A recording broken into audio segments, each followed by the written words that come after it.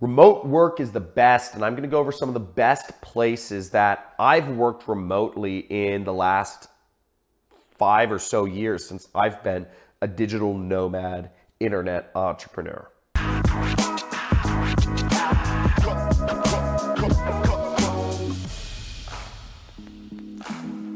So I'm going to get into, from personal experience, what my favorite places and what the best places I believe are to work remotely. But, I do need to give a quick shout out to Nomad List, because they have a great resource that I've used of all the different best cities in the world rated by other digital nomads to work remotely. A little bit about me. I've been an online entrepreneur since 2012, and I've traveled to over 40 countries in that time span, just working everywhere around the world. Traveling was really one of my major goals. It was the reason why I started an internet business. It's the reason I got into internet business, because it was the only business that would allow me to be anywhere in the world I wanted to be and still make money and still earn something sizable for myself. So a little disclaimer about this video is I'm going to go over the best places in the world to work remotely, not like the actual specific locations. And I actually will name a few locations. But one thing you'll want to know is that wherever you are in the world, you want to make sure you have a quiet place. I'm putting quiet here, right? These are my 4 little tips about working remotely. Quiet place is important because if you're shooting videos or if you want to be focused, I think it's always good to have a quiet place. That being said, here are my other criteria of places to work remotely in general. You need to be in cities where there's a fast internet connection, okay? Fast internet is so essential to working remotely, and it's one of the biggest problems that I ran into trying to travel the world and work. I'd get to a country like Cambodia, and they have just absolutely awful internet connections. You can't work. You can't get anything done. If you need to upload video files, if you need to download videos, if you need to watch videos, if you need to upload a website or download a website, or, a lot of just normal things, I think, that go along with, running an internet business. You just need fast internet. I think it's kind of the nature of the beast. So go to places where there's a fast connection. And I'm going to go over a couple specific locations right after this of my the place at the top of my list. Kind of like right along up with a fast connection is you want a steady connection. Now I've gone to places like Haiti or Vietnam or even certain locations in Thailand, and the connection is just on and it's off. They're brownouts because the electricity infrastructure isn't built up enough. So, the whole power grid browns out around, noon or whenever people are using the most air conditioning. And that happened to me a few times in certain places in Thailand.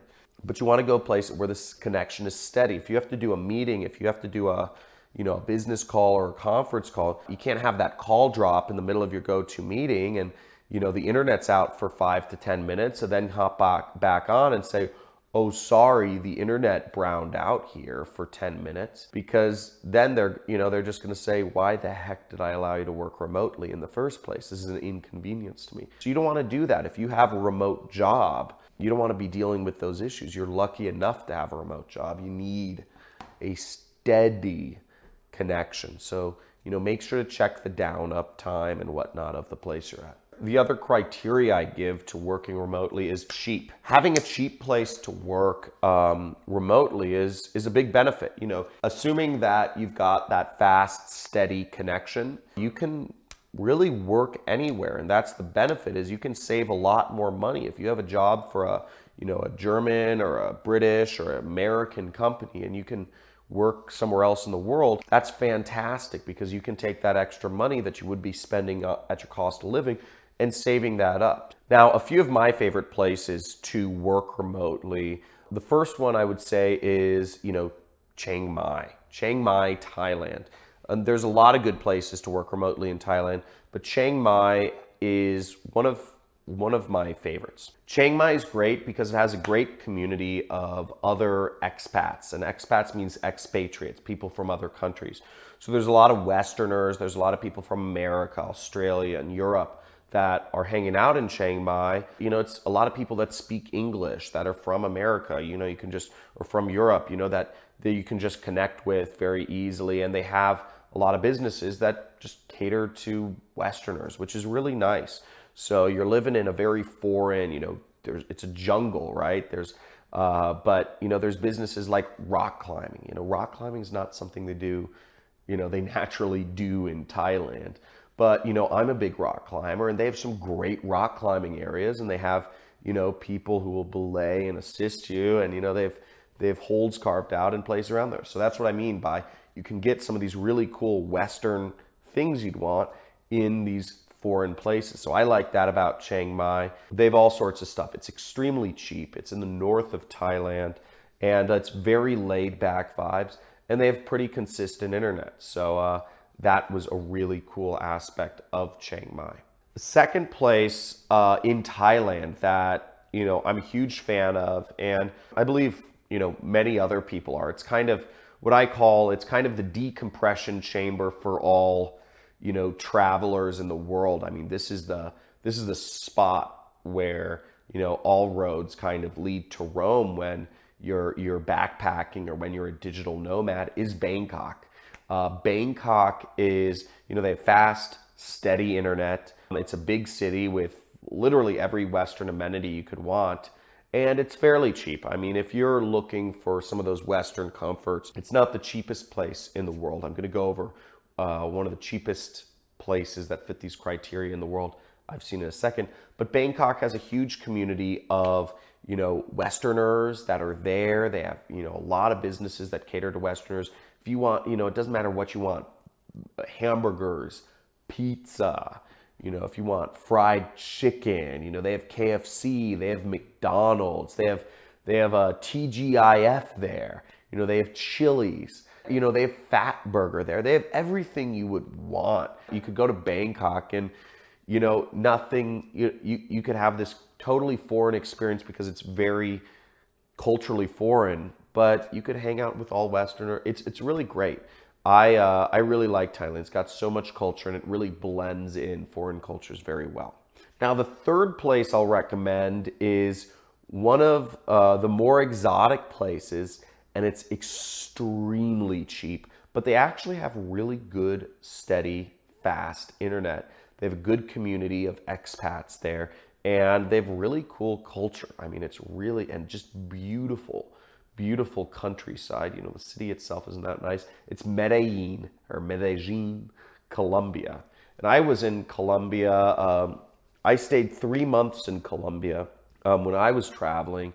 And, you know, part of it was, you know, I took a 6-week kind of intensive on salsa dancing. You know, I wanted to learn the Colombian style of salsa dancing. It's a little different than the kind of like straightforward way, and that was really fun. You know, for me, I'm very like, you know, left-brained thinking, so I'm trying, you know, I wanted to learn how to dance to like get me out of that.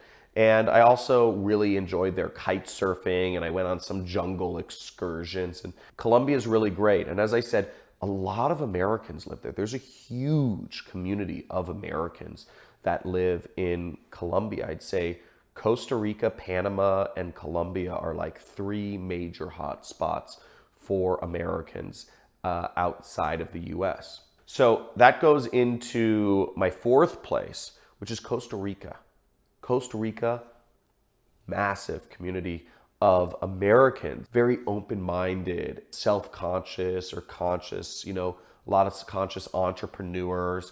A lot of people run companies down there, you know, and hire people. So there's a whole community down there, and there's all the Western amenities you want as well, if that's what you want. You know, if that's not what you want, cool. But if you want your Heinz ketchup, you know, go for it. You know, if you want your nice medical care, you know, it's there. So you can get all this stuff in Costa Rica. Costa Rica is a great spot to check out. And the 5th place, the last place I'll throw on this list, is probably one of the coolest and one of the least known, and they've got a great internet connection, and it's Tag Hazut Morocco. It's this place on the seaboard of Morocco. It's inland from, I believe it's somewhere close to like Marrakesh or something. But there's this co-working spot called Sundesk. Sundesk, Sundesk, and it's run by a German woman. She was a traveler, she was a digital nomad, and she wanted to settle down, start a business, and she started this great co-working spot that has really fast internet connection, and you know, there's great surfing all along the coast. Okay, it's like a surfer's, Morocco is a surfer's paradise. There's so many Germans that come down from Germany and surf there. It's like insane. I never knew how many Germans there were in Morocco. There's more Germans than French in Morocco, and the French used to own Morocco. I don't know how that makes sense. But it's a great spot for surfing. It's also a great spot for kite surfing, which is one of the reasons I was there. And they've got all these amazing like hidden valleys and desert oases around there. It's so freaking beautiful. I went on a safari in the Sahara Desert. There's this, you know, there's this big line of mountains called the Atlas Mountains. You cross over these mountains and you're in the Sahara Desert, which is this huge desert that spans all of Africa. And, you know, we rode around on camels, and, you know, I stayed in tents, and, you know, all of this was, you know, like 2 hours away from Tagazout. You're in a completely foreign, I mean, it was so awesome, and it's so amazing and very foreign. Don't have a lot of Western amenities in Tagazout, but you have what you need, and you have very fast internet. So I really loved that place.